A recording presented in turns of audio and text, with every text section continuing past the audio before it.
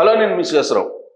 Social మీడియాని BRS party నమ్ముకుంది. ప్రత్యేకించి Kalvakuntla family మీడియాని, సోషల్ మీడియాని బాగా నమ్ముకుంది. దాన్ని బేస్ చేసుకొని ఎన్నికలకు వెళ్ళాలి అని చెప్పి భావిస్తుంది. ఇప్పుడున్నటువంటి ప్రభుత్వాన్ని బదనాం చేయాలని కూడా స్పీడ్గా, దూకుడుగా ముందుకెళ్తూ ఉన్నారు. మీకు 2018 అసెంబ్లీ ఎన్నికలు కానీ 2023 అసెంబ్లీ ఎన్నికలు కానీ చూసుకుంటే మీడియా, సోషల్ మీడియాని నమ్ముకొని ఎన్నికలకు వెళ్ళారు. 2018లో సక్సెస్ అయ్యారు, కానీ 2023లో బోల్తా పడ్డారు. దానికి కారణం సోషల్ మీడియాలో ఉండేటువంటి కొన్ని బీఆర్ఎస్ పార్టీకి సంబంధించినటువంటి ప్రజా వ్యతిరేక విధానాలను ఎలివేట్ చేసే దాంతో బొక్క బోర్లా పడ్డారు బీఆర్ఎస్ పార్టీ నాయకులు. బీఆర్ఎస్ పార్టీ ఓడిపోయింది.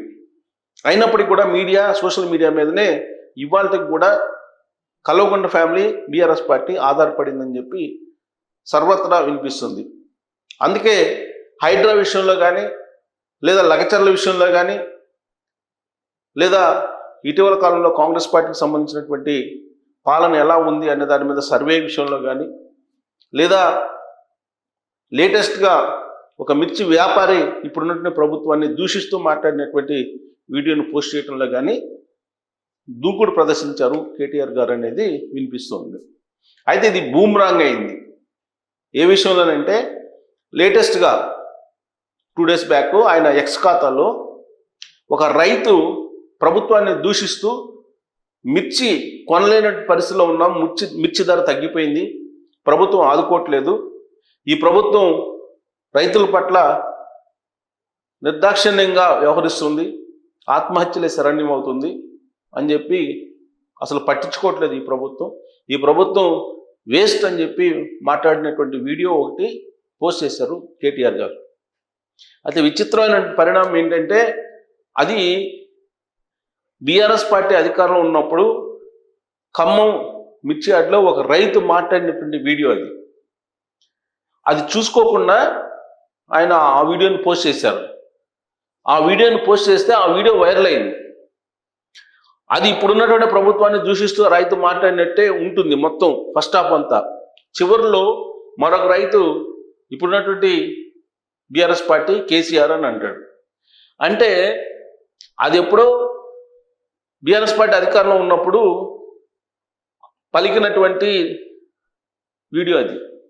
అంటే ఎప్పుడో బీఆర్ఎస్ పార్టీ అధికారంలో ఉన్నప్పుడు రైతులు పట్టించుకోవట్లేదని చెప్పి అప్పట్లో ఖమ్మం మార్కెట్ యార్డ్లో ఒక రైతు ఆవేదన వ్యక్తం చేస్తూ మాట్లాడినటువంటి వీడియో.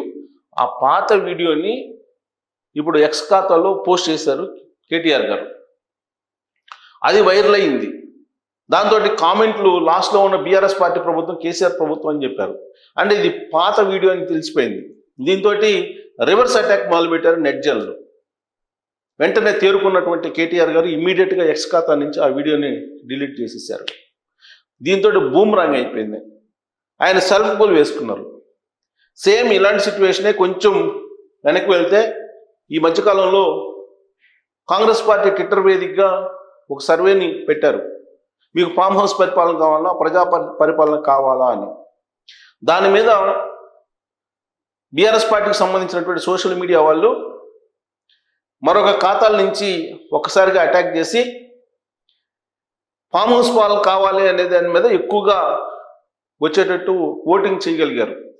ఆ విషయాన్ని తెలుసుకున్నటువంటి కాంగ్రెస్ పార్టీ బీఆర్ఎస్ పార్టీ ఏ విధంగా దొడ్డిదావున అకౌంట్లో నుంచి సర్వేలో పాల్గొన్నారో తెలియజేసేటువంటి ప్రయత్నం చేస్తుంది.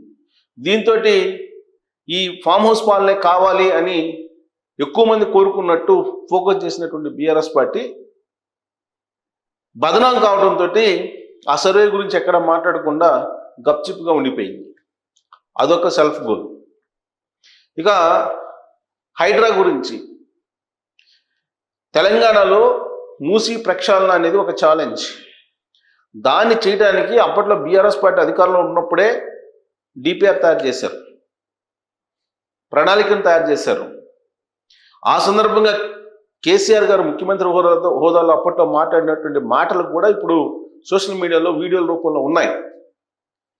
ప్రతి డివిజన్లో స్పెషల్ ఫోర్స్ని పెట్టి ఆక్రమణలు తొలగించాలి అని చెప్పి అప్పట్లో కేసీఆర్ గారు చెప్పినటువంటి మాట అది వైరల్ అవుతుంది. మరి ఇప్పుడు హైడ్రాని పెట్టి మూసీ ప్రక్షాళన, మూసీకి ఇరువైపులా ఉన్నటువంటి ఆక్రమణను తొలగిస్తున్నటువంటి కార్యక్రమాన్ని వ్యతిరేకిస్తున్నటువంటి బీఆర్ఎస్ పార్టీ ఆ రోజు అధికారంలో ఉన్నప్పుడు కూడా దీన్ని ప్రక్షాళన చేయాలి, మూసీకి ఇరువైపులా ఉన్నటువంటి ఆక్రమణను తొలగించాలి అనేటువంటి నిర్ణయం తీసుకుంది. ఎప్పుడైతే కేసీఆర్ గారి వీడియో వైరల్ అయిందో అప్పుడు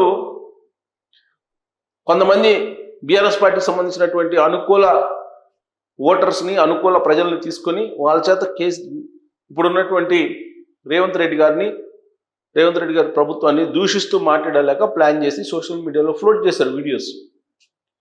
కానీ వేటికి ఇప్పుడున్నటువంటి ముఖ్యమంత్రి రేవంత్ రెడ్డి గారు వెనుకాడలేదు. ఆక్రమణలు తొలగించడం ఖాయం అని చెప్పి ఆక్రమణలు తొలగిస్తూ వెళ్తూ ఉన్నారు. అయితే కొన్ని ఆక్రమణల విషయంలో ఆయన ఆచితూచి వ్యవహరిస్తున్నారు. ఆల్ ఆఫ్ సడన్గా స్లో అయిపోయారు. అక్బరుద్దీన్కి సంబంధించిన కాలేజీలు, ఫాతిమా కాలేజీ విషయంలో కానీ, లేదా వాసవి ప్రాజెక్టు విషయంలో కానీ బాచుపల్లి దగ్గర, ఇలాంటి వాటివి రాజేశ్వరరావు గారు ఆయన కాలేజీకి సంబంధించినటువంటి ఇష్యూలో కానీ వెనకడుగు వేశారు రేవంత్ రెడ్డి గారు అనేటువంటి అపవాదు ఈ ప్రభుత్వం మీద ఉంది, లేకపోలేదు. అయితే విద్యా సంవత్సరం అయిపోయిన తర్వాత ఇవన్నీ చేస్తామని చెప్పి అంటున్నారు.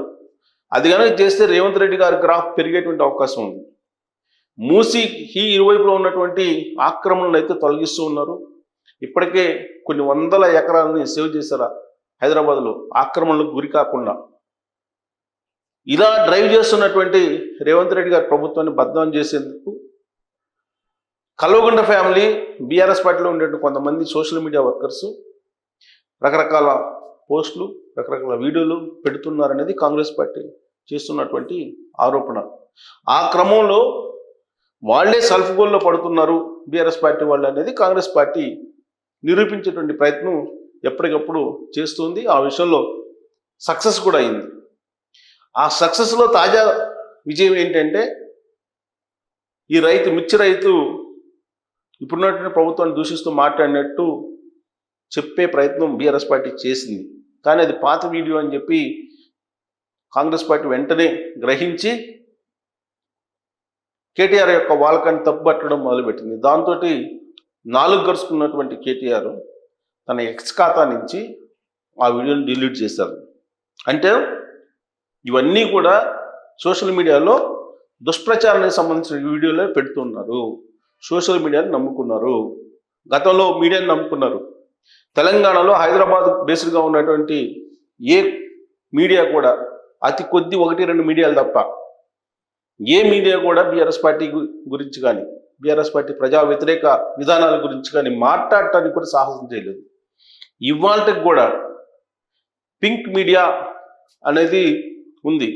పింక్ మీడియా, దానికి అనుబంధ మీడియా, ఇవన్నీ కూడా కేటీఆర్ని ఎలివేట్ చేయడానికి, బీఆర్ఎస్ పార్టీని ఎలివేట్ చేయడానికి ప్రయత్నిస్తుంది అనేది కాంగ్రెస్ పార్టీ భావిస్తుంది, కాంగ్రెస్ ప్రభుత్వం కూడా భావిస్తుంది. కానీ ప్రజాపాలన కొనసాగుతుంది కాబట్టి ప్రజల మద్దతు ఉంటే చాలని చెప్పి రేవంత్ రెడ్డి గారు భావిస్తూ ఉన్నారు. అందుకే ఈ సోషల్ మీడియాని కానీ పెద్దగా పట్టించుకోవట్లేదు ఆయన. ప్రజలందరూ తమ పక్షాన ఉన్న భావిస్తూ ముందుకు వెళ్తున్న పరిస్థితుల్లో కేటీఆర్ గారు నమ్ముకున్నటువంటి సోషల్ మీడియా ఆయన్ని మళ్ళీ అధికారంలోకి తీసుకొచ్చే అవకాశం ఉందా? ఆయన పాత వీడియోలను తీసి సోషల్ మీడియాలో పెడుతూ ఇప్పుడున్నటువంటి ప్రభుత్వాన్ని బద్నాం చేసే ప్రయత్నం చేయడాన్ని మీరు ఎలా చూస్తారు అనే దాని మీద కామెంట్ చేయొచ్చు. Thank you very much.